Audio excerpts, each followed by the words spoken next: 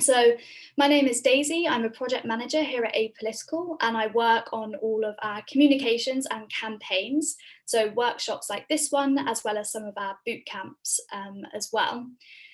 For those of you who are joining for the first time, just to tell you a little bit about Apolitical, we're a global peer-to-peer learning platform for government, and we provide free online training and content to public servants and policymakers across the globe. And as you can see in the chat, we've got people dialing in from all over the world, so please do keep those introductions coming. We'll be sharing more links tomorrow about some of our upcoming workshops and other ways you can get involved with Apolitical after this session, including how to write an opinion piece for us. More than 70% of the content on the platform is actually written by public servants just like you. So if you've got any thoughts that you want to share with our network, we'd love to hear those. And my colleague Helen is going to post a link in the chat. So today we are joined by Akwib Alvi and Al Kakanji from the Sustainable Living Lab, and they're going to be telling us about how to use collaborative virtual tools in the workplace, and particularly how to use them during meetings, as I'm sure we've now all sat in plenty of virtual meetings. If you haven't already done so, please do introduce yourself in the chat so we know where you're dialing in from and what background you have, what you're doing for work.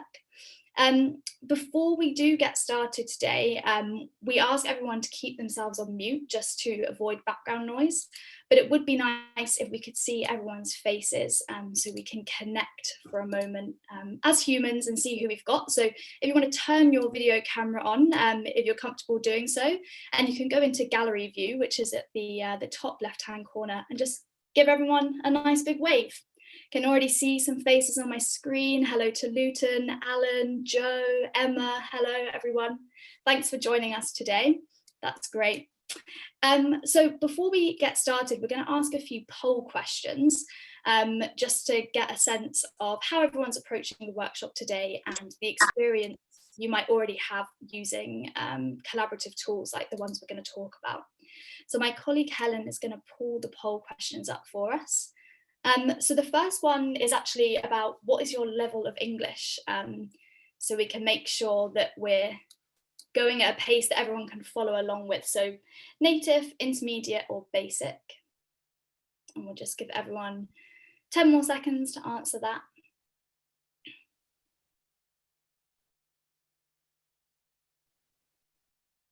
Okay, I think enough people have answered.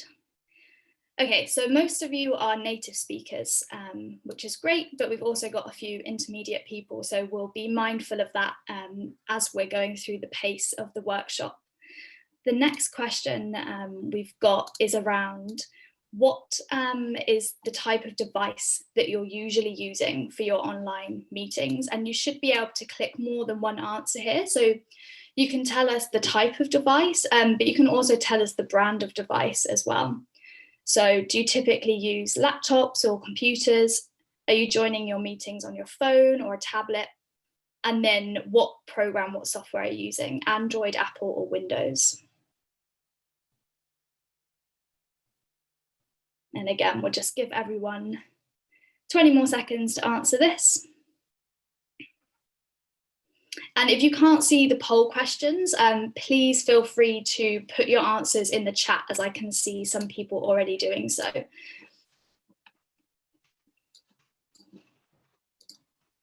Okie dokie, what have we got here? So the overwhelming majority of us are joining meetings on our laptop or computer, which makes sense because I guess we've got the most functionality there. And again, most of us using Windows, but Apple as well has some good representation, and also some people joining on their phones, maybe to kind of avoid unnecessary screen time. Sometimes you don't really need to be looking at a screen to join a meeting. So the next question we've got for you is around the size of the meetings that you're attending, and in particular if you can think about collaborative meetings that you might be attending. So on average, how big are these? 1 to 5 people, 5 to 20 people, 20 to 50 people, or 50 plus people?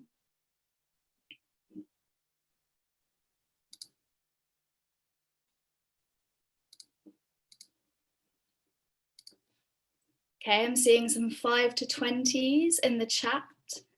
Also, thanks to Emma, who says she likes my glasses. Linda says it depends, can be 1 to 20 people.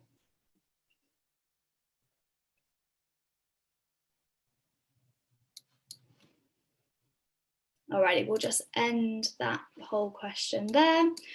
Okay, so most of us, 70%, we're joining collaborative meetings which have around 5 to 20 people. And then we've kind of got an even split between the smaller 1 to 5 people meetings and the larger 20 to 50 people meetings. And not many of us are in 50 plus people meetings, which would be quite a big meeting, but it is possible when you're trying to get as many people to collaborate and work together as possible. Okay, and the next question we have is, when you're joining online meetings, what are the kind of apps that you're using most often? So are you using Zoom, which is what we're using today, obviously? MS Teams, I know that's a popular one across many different governments. Gmeet, Skype, or something else? And if it's something else, please feel free to share that in the chat. So I'm seeing quite a few WebEx, Jitsi, WebEx again, Blue Jeans, Click2Meeting. Some of these I haven't even heard of, so that's exciting. Okay, we'll just give everyone 10 seconds more to answer that. Some people are using different apps and different softwares for different meetings, and that might also be dependent on who you're speaking to as well and what they've got available to them. Okay, so I'll pull up the results there.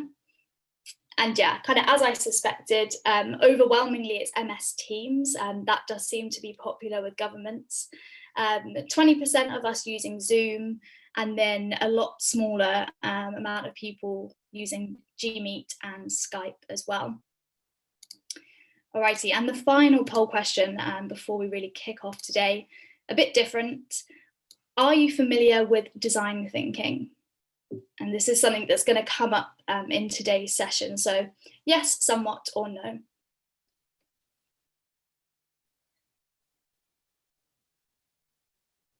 Okay, seeing a few no's come in on the chat, that's fine. I'm sure we'll cover it today.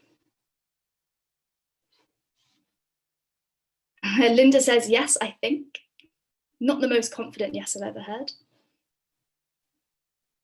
Okay, and let's see what people are saying. So we're pretty split here. We've got 40% saying no, 40% saying somewhat, and then 20% of us, yes, we are familiar with design thinking. Great, well, that is it for the poll questions today. Thank you for giving us your responses.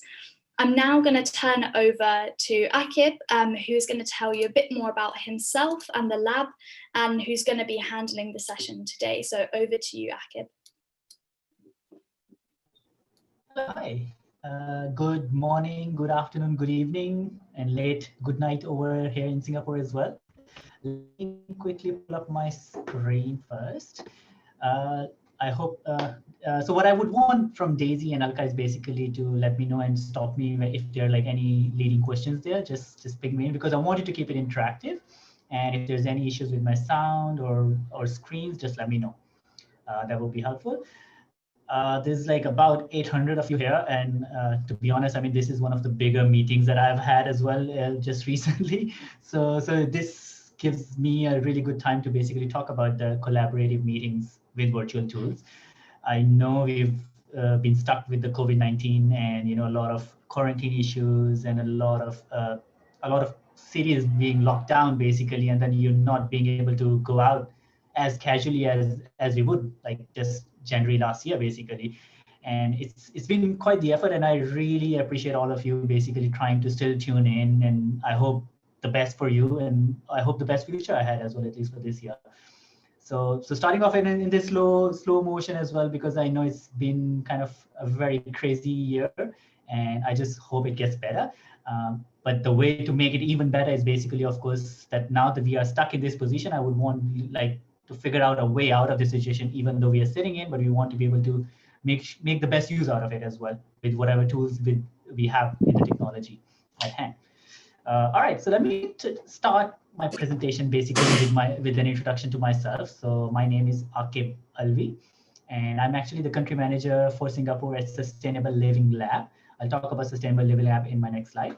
I'm the global AI programs lead, and we are working with United States MNC and launching our AI programs in globally basically. And we are already working with about 11 countries.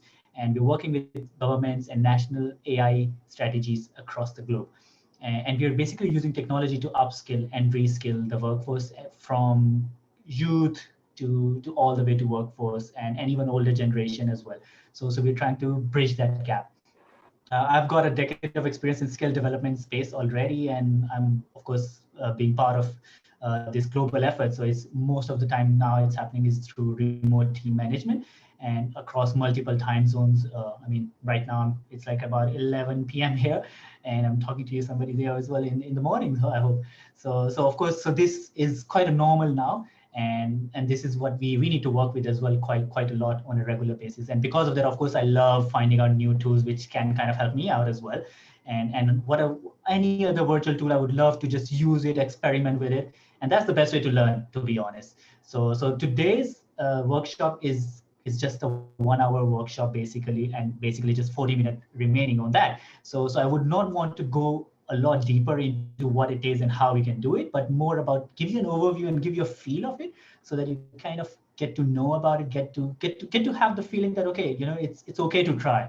And even if you don't know about it, it's always okay to try. Even if it's like a 50-member team, just go ahead and try it out for 5-10 minutes. If it works, perfect. If it doesn't work, there's like another 100 tools for you to try out anyways. So it always gives the team a new spirit as well accordingly, and a new learning part. So at Sustainable Living Lab, we are a social enterprise. I'm going to interrupt you Yes, real quick, just from some feedback on the chat. I know some people aren't hearing you super clearly. It seems to be okay for me, but maybe if you can just slow down just a tad, that might help. Thanks so much. Right, thank you. Thanks, Daisy. All right, so I'll try to speak slower and clearly and a bit louder as well. Hope that can help a lot of other people accordingly. Sustainable Living Lab is a social enterprise, and what we do is we implement innovation projects which are designed around the United Nations Sustainable Development Goals 2030. So we work with public, private, and people sector all together, and we are working again with global efforts as well, and especially since we are based in Singapore, so we are very close to heart for Singapore's Ministry of Sustainability as well. And some of the projects that I've listed down here are active aging, a lot of community projects, a lot of future-ready skills and innovation programs that we run for, not just for private companies, but also for the public sector and directly to the people as well. We currently are headquartered in Singapore, and we have offices in India and Indonesia as well. And our main goal is to build maker labs across the Southeast Asian region for a start, in the second tier cities. So we want to focus our efforts on second tier cities, not the tier 1 cities and not even the tier 3 cities. Tier 1 cities get the most of it with all the tech talent. Tier 3 gets a lot of help with all the donations, but tier 2 cities are basically kind of left out in that sense. So we want to help them out as well to bridge that gap first, and then of course come back down to bring tier 3 and 4 cities up to the next stage. So our main efforts are towards public, private, and people sector, and I see a lot of public policy people around. So do reach out to me later on if you have any sustainable efforts and any other ways where you think we can help out. So today's key learnings would be around 4 different aspects. So one would be learning design thinking. We usually run a 2-hour session with design thinking. So in this one, I'm just going to talk for 5 minutes. Then we're going to discover a few whiteboard tools that I have that I'm going to talk to you about as to what they bring in. And then we will try to experience a use case as well. Again, there's about 800 of them. These use cases are mostly designed, these whiteboarding tools are mostly designed around 100 to 200 participants, but I mean, happy to try out again. So we'll see how that goes, and if we need to improve upon them accordingly and get feedback accordingly. And finally would be receiving guidance. So in that final Q&A session, I want to have a bit more detailed in-depth question answer sessions with you guys to really figure out, okay, how you can use it. And if you are using any other tool, let me know, and we can kind of figure out like how best you are using it. And if there's any tips or tricks that you're using that help the team bring, everybody bring together all their efforts in a very fun and interactive manner. So do share around, because again, everybody would want to get those new tips and tricks accordingly. In the meantime, before I start, sorry, in the meantime, if you have any questions, just type them in the chat. Alka can help answer most of the questions. If there's something that she would want me to discuss, just Alka would jump in anytime. So just to start off with impact of COVID-19, as we all know, of course, things have gone crazy. But then the startling thing happened was that as human beings, we still love the physical connection. And so only 17% of people moved to the virtual meetings environments. 42% are still having physical meetings. And then 29% have moved to a hybrid model. And 12% have actually said, okay, let's not have any meetings at least for some time. So they would take breaks in between, like 14 days break, so that they make sure nobody's COVID positive in that sense. So we're going to try along that as well. Just a second, sorry.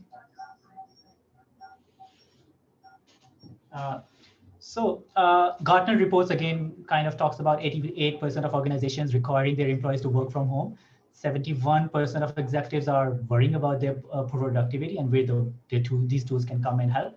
Zoom is where we are right now, is basically reached 200 million participants, daily participants, when they were just 10 million in December of 2019. And this is a report from December last year. So in 1 year, they've grown massively, and so have most of these virtual tools out there as well.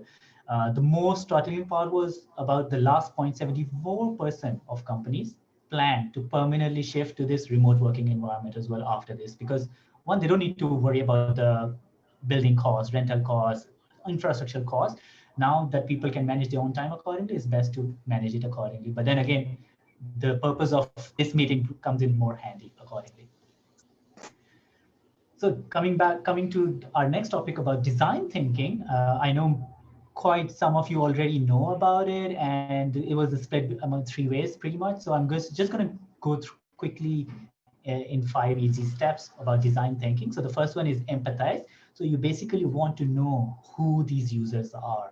We want to be able to really relate to these users. We want to feel the users. We want to be the users, and then figure out, okay, what kind of problems would I be having? If you're design thinking for any product, any new product or any new program, you need to put yourself in the user's feet basically and figure out, okay, what kind of things would they want? Not what you want, not what the team wants, not what as a company want, but what the users want, and then design around it. So that empathizing part is very important and very crucial. And the next most important part is defining the problem. What are their actual needs for any of the program or the product that they're developing?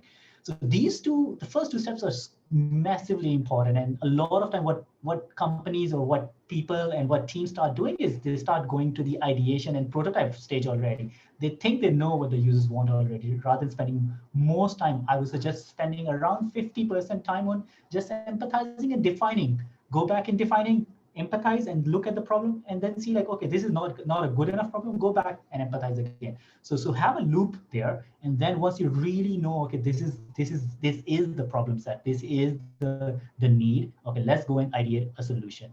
A lot of time we get a problem, an overview of the problem, okay, let's find solutions to it. And that's usually a downfall factor in terms of the solution, because you haven't really empathized with other users, who other people would be. And same goes for our team management skills as well. So when we are coming up with any solution for the team meetings, we think like, okay, 5 of my team members know it, so the other 10 would also love it as well. But that's generally not the case. We need to figure out, okay, why would they not want to join? Why would they not want to interact? Why would they not want to use a computer device in instance? Why would they don't want to turn on the cameras? So you got to empathize and then ideate, basically come up with a solution and figure out like, okay, now that I know that they don't want it and for what purposes they don't turn on the cameras, so maybe we can have like a system, okay, instead of having 40-minute turn on video camera, just turn it on for 5 minutes, just to see the face, just to say hi, just to say bye. And that's a good start. That's the interaction happening. Of course, once you ideate with different solutions, then you start prototyping. Then you start building the solution actually, or then you start implementing the solution. So in prototype stage, you again go ahead and test out, come back, prototype, and test out. And a lot of time when you test out, you go back all the way to the define stage and figure out like, oh, actually, like none of that matters. We haven't really listed down our problem statements accurately. So keep looping around these 5 very basic principles. And I think and these principles actually gets implemented in not just any projects, not just any product development, but actually in real lives as well. Like you go about and buying something and you really figure, do you really need that? And what help are you going to get? And then figure out, okay, what other solutions are out there? What other things are out there? And then really see, okay, what is actually out there in the grocery store? Do I need it? And then come back and test it out. Like, is that chocolate the best way? Is that butter really the best butter for my team? Right? So that's how we kind of implement this in our daily processes accordingly. Yes. So Please mute yourselves. Please mute yourselves if you're in the meeting. Thank you. Sorry. Okay, coming back to some virtual whiteboarding tools now. So I have got 4. I've picked out 4 superbly used, most oftenly used whiteboards out there. Mural is the first one. It comes with so many different techniques, so many different features, so many ways of using it. Jamboard is a very basic whiteboard, more like a Zoom whiteboard at the bottom, as you can see. So with very limited features, but at least it gives a start. It's a good start. You can color, you can make different shapes, simpler shapes. Then we also have Myro, which also comes with a bit more features compared to Jamboard and Zoom. I'm going to go down one by one to each of them to quickly show you what and how these things actually work. So Jamboard, of course, is a part of a Google suite. And the bigger issue is, so to create the Jamboard, you need to have a Google account. And I see most of you are Microsoft teams, so Microsoft also has their own tools which you can use, and we can talk about them separately on the chat as well accordingly. And then also, since this being a Google Suite, but then the only good thing about it is, like, you can actually share the link with anybody, and anybody can just enter as a guest, and that kind of helps out a lot. Having said that, it's a very, very basic tool with very, very basic features to have a brainstorming session. The next one is Mural, our personal favorite, and later we're actually going to use this tool to actually have a use case, to have a hands-on activity with most of you, if you can take part in. So you can actually create your own specific rooms for each topic, for each project. You can create some rooms which are private to just 2 people, or some room with 10 people, some room with 50 people. You can have weekly team meetings listed down there. You can take notes accordingly per person. You can really have a lot of discussions happening on separate pages altogether. So it's a very good collaborative tool in that manner. And the biggest feature of all is basically it is integrated with Dropbox and Slack and a lot of other tools out there already. So you can actually bring this down to Google Docs, and you can bring it down to PowerPoints as well, and Microsoft Words as well. So it's a very, very connected tool out there. But of course, free features are only limited. But of course, if you start paying for it, you get open up to a whole new world of other features as well. But for today's, we're going to use the free tools, and we still use a lot of those tools anyways, a lot of those features. The next one is Myro. Myro is a cleaner version of Jamboard with a bit more tools, and that's why it's more preferred than a Google Jamboard. And if you don't have a Google account, then Myro is like the next best tool out there that you can use. Of course, apart from Zoom, but then Zoom again does not provide a lot more functionality and movements in that sense, and doesn't really allow too many people at the same time, because then the video starts crashing and audio starts crashing. But Myro itself is a really good browser-based tool as well. You can download the app on mobile and other places as well. So it really is a good connectivity tool out there with a lot of new widgets that you can attend and attach to it to make it work. Last one is Zoom. So Zoom at the beginning, it's supposed multi-touch with about 10 touch points. What that means is, like, you can have 10 fingers at the same time and move things around. But then it comes with very limited features. It's a good tool to start, to scribble around, to list down your points, meetings, and all agendas and all of that. But then again, it does not give you enough tools to really collaborate like you would in an actual environment. And the whole idea over here is, of course, like, why use a whiteboarding tool, and why would we use whiteboards in the first place? So I think I'm going to ask this question right now, and maybe just list down in the chat, why do you use whiteboards? And you can just list down in 5 to 6 in 5 to 6 words or a phrase, and we'll read it up later accordingly as well, and we'll get back to it at the end of this meeting. All right, so let's get to the hands-on part of it because this was going to take a lot more time for this. So let me just issue you the link. So this, just a second, it's loading. Okay, so I have a link for you all.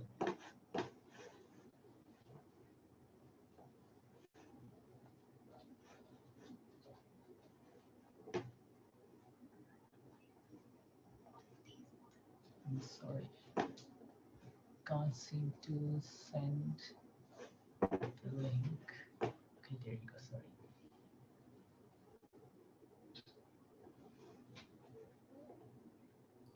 Whilst you're searching for the link, I'll just read through some of the things that people have said they're using virtual tools for. So I saw brainstorming coming up a lot, points discussed in meetings, ideation, people using them as a visual aid. People like to use them because they may be a visual thinker.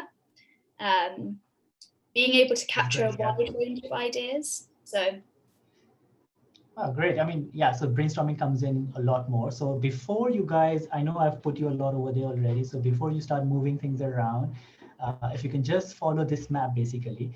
Let me just quickly, thank you. I think if I can just quickly lock it away so that you don't get to accidentally move it around.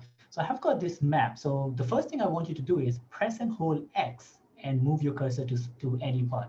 So if you press and hold, you can actually start seeing whatever is small, like superbly big, so readable. So where in the world?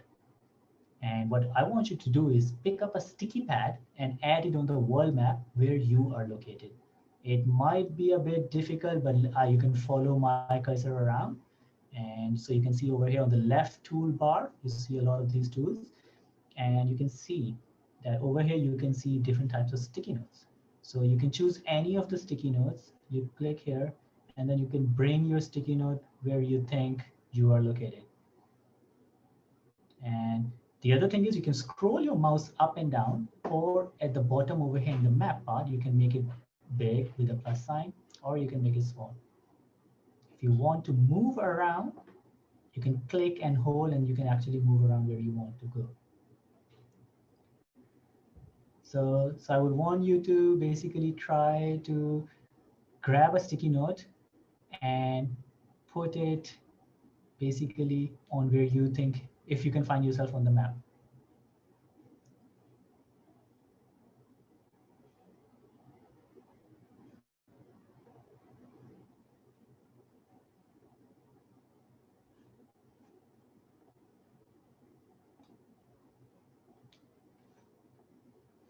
Have you found the sticky note part? I only see very few sticky notes around. I see a lot of people here. Okay, try not to drag the map. Just give a second. I need to.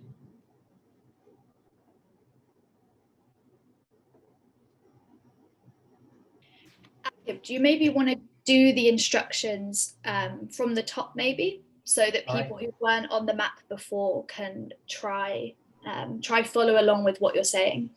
All right, so yeah, I'll repeat the instructions one more time.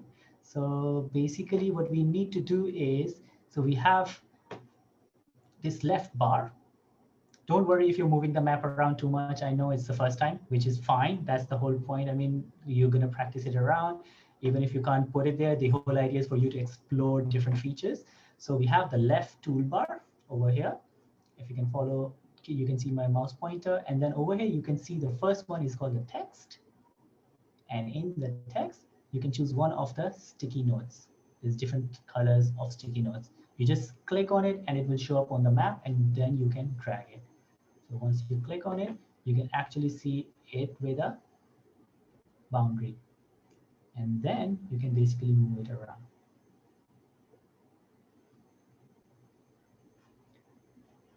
So most of you have started to put, as I see, so many different sticky notes. So what you can try to do next is basically come to this icon button. And then over here, you will see so many different types of icons as well. Just give it some time to load.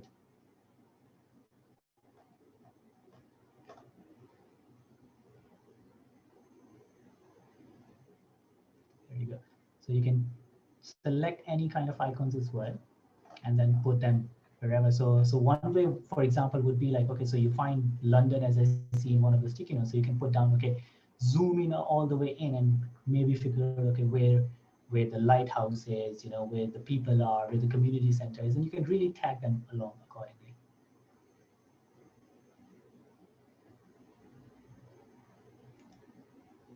Okay, since most of you were any issues in this one? I think some people are saying the link is not working.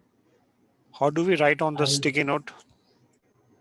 So I would want you to zoom in. Actually, when you drag the sticky note in, once you click on the sticky note, you can start typing, and the typing is already in there. But because we are so far away, you will not be able to see it. So what you need to do is zoom in, and then you can see people have written down already.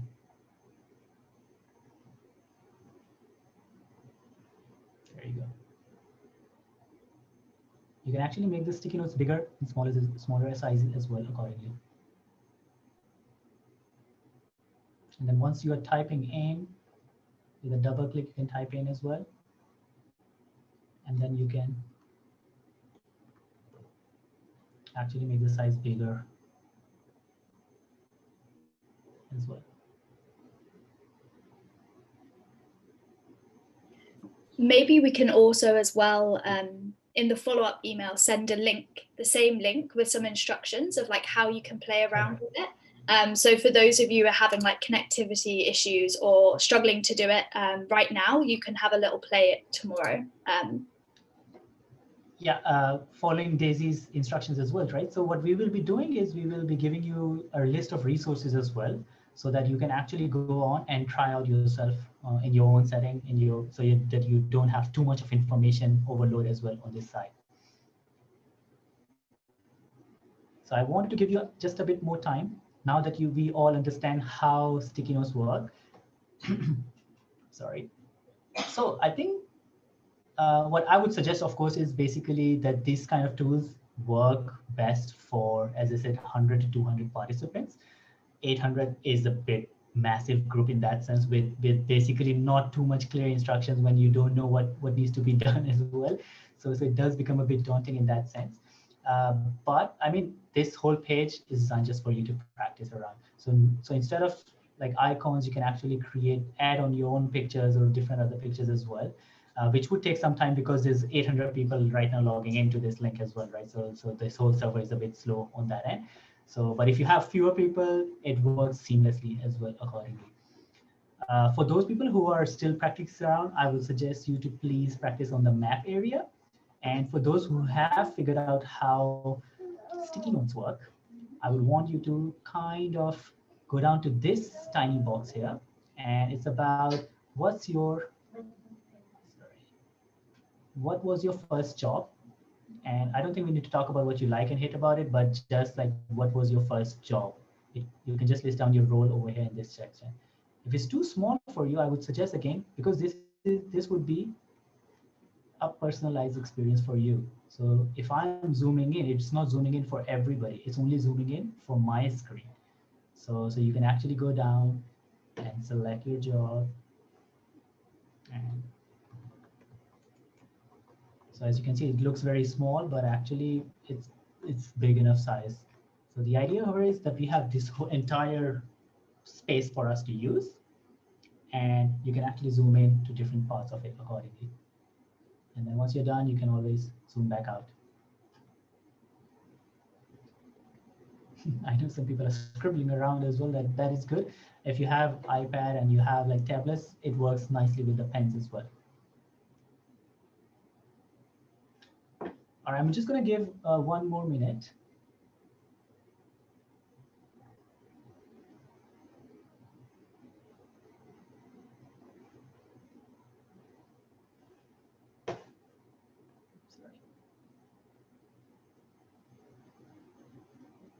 And then camp counselors. Okay, good. So just want to quickly go around and see what if people have written. Sarah, Manuela. So you're saying this is a title. So people are testing out the text boxes as well.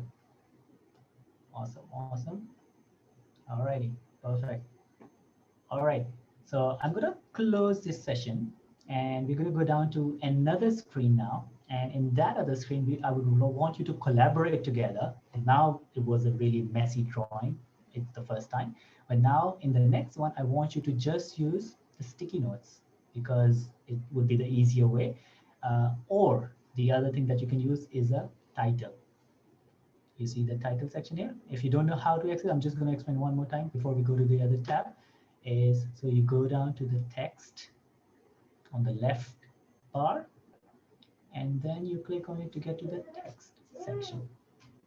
Once you click on the title, it will automatically show up, and you can start typing accordingly. All right, I think it's good enough time. I'll give you 10 more seconds to play around with it. Maybe in the chat as well, if people can just say if they were able to access the board and if they were successful at all at adding anything onto the board, just yes or no, so we can get a pulse for how able people would do it. Okay. Lots of yeses, but also quite a few no's as well. So sorry if that was frustrating. And like we said, we'll send out a link tomorrow so you can do it in your own time if you were having issues today, because I know it can get a bit laggy with so many people. But glad that quite a few of you, as we can see, were able to do something there. And thanks for sticking with it as well, because as Akib said, it's okay to try. And if it doesn't work, you can just try again. So yeah. Perfect, thank you. Yeah, so keep trying. All right, so let me go to the next one. So I'm going to close this one. Sorry if you were still doing something. And okay, for some reason, okay, sorry, this one, can you turn off the annotation, Daisy, please?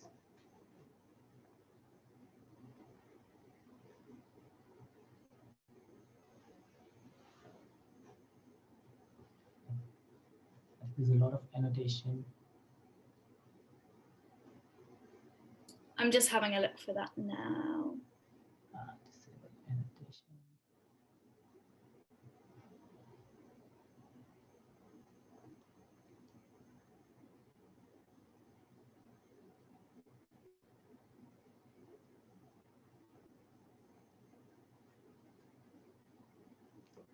Let me clean up the screen first. All right, perfect.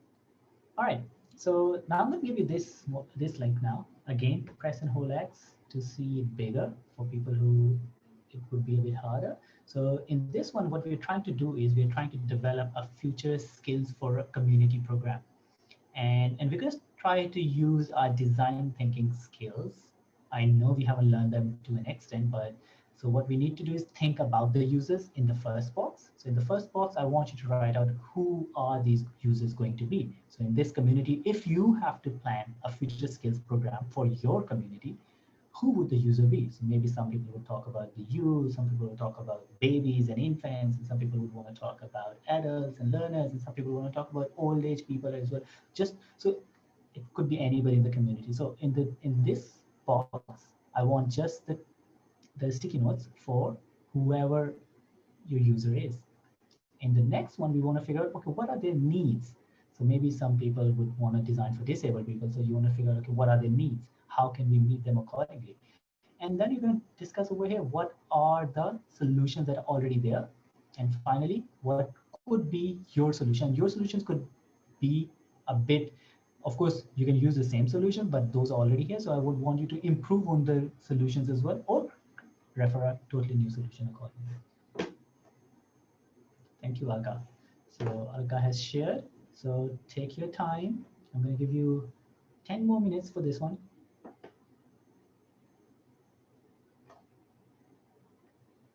So again, left bar, click on the sticky note, and then you're good here. So if you want to move it, you can click and move it accordingly. And you can start writing inside. Thank you.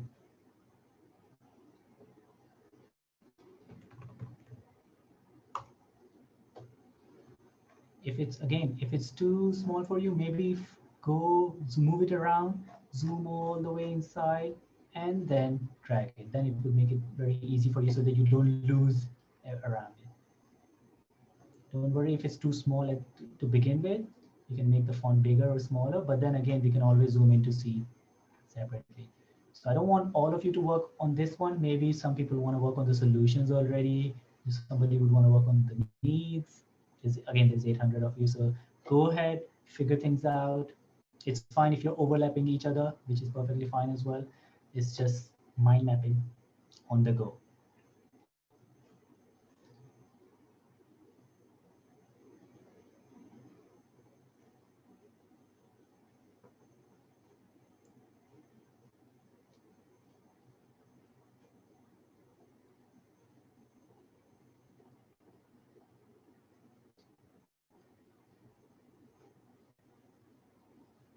Perfect, perfect. So who is it for? Okay, so I'm just going to try someone.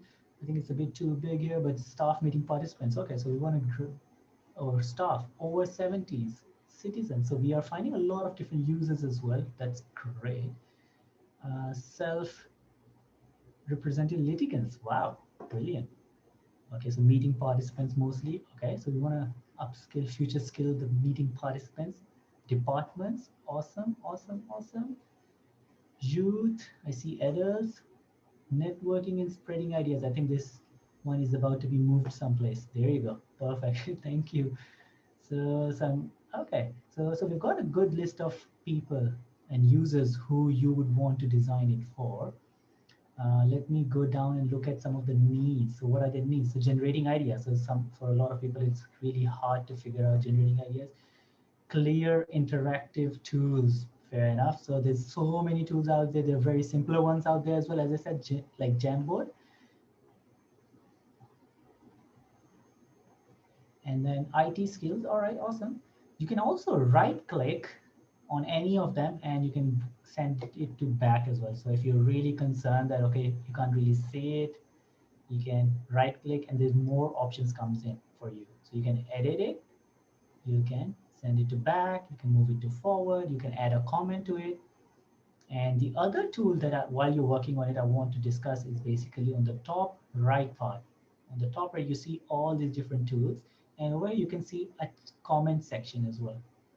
And if you click, you can actually start commenting over here. So this on the left side, text, this one is actually a comment section. So once you start adding comments, this one, so this would be my first comment, and I can write, hello. Can you clean this board up for me? So you can see my comment will stay around here. So if anybody wants the help of it, they can actually get the help. As you can see, it's really easy to spot comments accordingly. Don't worry, these are too many tools at the same time. But again, the idea over it, we didn't want to choose a very simple one because then you would not get the access to other features that you would probably be missing out and that you would probably need. So that's why we created and started using this kind of board for you under Mural. Perfect. I'm just going to give you 2 more minutes.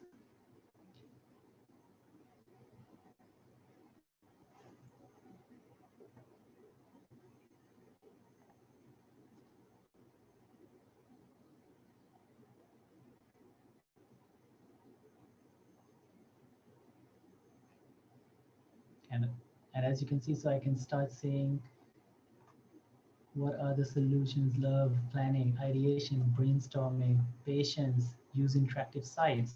Good, good, good. So we're already coming up with a lot of different things. Education management tools. Correct. So as you can see, so a lot of people can collaborate at the same time. Maybe a bit hard in that sense. But again, the idea here is not to have 800 people, of course. It's really hard to collaborate with 800 people at the same time. So the best way is, of course, to have breakout rooms, which we can do in Zoom as well. So in an actual setting, if you have 100 people to manage, and I saw some people want having meetings for more than 50 people. So it's always a good idea to give them a good overview and then have breakout rooms of 20 people each In a remote learning environment, it's definitely not suitable to have more than 20 people in an interactive session. Yes, you can do a delivery of meeting, you can deliver your speech to a large group of people, but if you're having a very interactive workshop, it's always a good idea to have a breakout rooms, have one representative to manage that in each of those breakout rooms, and of course, try not to have more than 20 people so that everybody is engaged, so that you can answer everybody's questions accordingly as well. In this 1 hour, of course, we would not have enough time to go about do that, but we can always have more discussions around it. So I think in the chat section, I think it would be great for people who are at least having some hard time. Maybe you can in the chat section start writing up like, okay, what worked here and what does not work here? What can you use in your meetings as well accordingly, or what can you use in your projects as well? We had a question as well, Akib, about why is it that we're focusing on Mural right now? Is that because this is the tool that you recommend the most, or? Okay, so we have Jamboard, we have Myro, we have Zoom, and to be honest, there's like so many other tools out there. Mural sticks out to me a lot more because of tools. One, it has a rich feature of tools. Secondly, it has, I'm going to show you in the last, after a minute, I will show you, it has already built-in themes that you can actually kind of put in and just start working on. You can edit and just start working on. It has a lot of templates that you can actually work on straight away from the get-go. Which really helps you out in your business planning and your lesson planning, in your scheduling, in your calendaring, in your weekly assignments, weekly meetings. So it has all those templates already set up for you. And you can actually create templates for your regular users or make a copy of it and quickly use them accordingly. So just give me a minute and then I think I can show you that. And that's what I will show you next accordingly. In the meantime, for some reason, annotation is still on.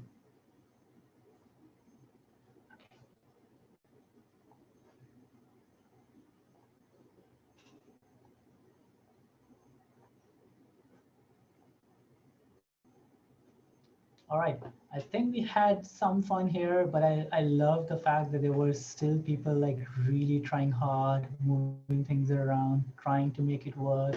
Thank you so much for helping me out as well over here. It's so many tools here, so many features over here. You do get like, oh, why is he asking about sticky notes? I see icons here. I want to use icons. Oh, I want to touch and move this thing where they work. So there's a lot of nitty-gritty things that once you start practicing on your end, it would really clear things out. And the other great thing is once you sign up on Myro with a free trial account, they actually give you a good trial. They have like 6 to 7 steps that you can, they make you follow so that you really understand how it works. All right, thank you. So what I want to do is I'm going to exit this session. And as you can see, so these were the 2 murals we were working on. And then I would want to show you how I create new mural. When I create new mural, and I was talking about all the different templates you get. So as you can see, all of these templates with conducting a brainstorm session, and these are actually done by real people, and they have given it to Mural basically to make sure other people get the best use of it as well in terms of roadmap, design thinking canvas, how you can actually do design thinking, team warm-ups and energize. This is from here I picked up that the map and the other questions as well. They have like a few more different samples accordingly. And not just all, of course, you can do like icebreaker. Okay, so how can I do an icebreaker? So there's like really fun way of games and activities that you can use. Self-sketch, improvisation, if I were an animal, so it's like by Accenture itself. There's another fun one called share your office template as well. So it's a very good way of talking to your teams as to what works, and also like what do you do before you start working as well. So it comes across like really fun activities and discussion questions as well for you. Secondly, the design part, of course, mind maps. There's beautiful mind maps that you can actually work with the teams. You just click on it and you enter it. You just start editing details. I'll try to use one more to show you how it actually works. And finally, of course, we have planning, of course. So the planning is beautiful, a wall of work, how you can actually do your own boards of work, business model canvas, how you create business models as well, annual calendar, if you want to have a beautiful calendar layout and want to work with, project planning template. So I'm just going to quickly create. So you just click or double click and then create template, and it's going to do the job for you. So as you can see, I'm not going to zoom in because it's easier to just use an X and show you quickly. So start planning. Start by filling each of the sections. So you have project goals, how will we measure success, who will participate, the cost, and as you can see, so there's like different colors for different things as well. So you don't, so it's kind of guiding you what kind of colors to use, and it's kind of guiding you what kind of teams sizes you should have. So I prefer to say, so if there's three sticky notes, that means you can have times 3, so about 9 to 10 participants if work on this specific one, and you can create multiple ones as well for different teams, and then bring it all together for a bigger discussion as well. But in terms of working on Mural, I think it's best to times it by 3 participants most of the time. So you can do cost, so some people can be in charge of costing, and then what are we missing? So after you discuss with all of these things, you kind of list down, okay, what are the red parts and what are the green parts, what are the orange parts with potential obstacles as well, and then you can come up with your own project timeline as well accordingly.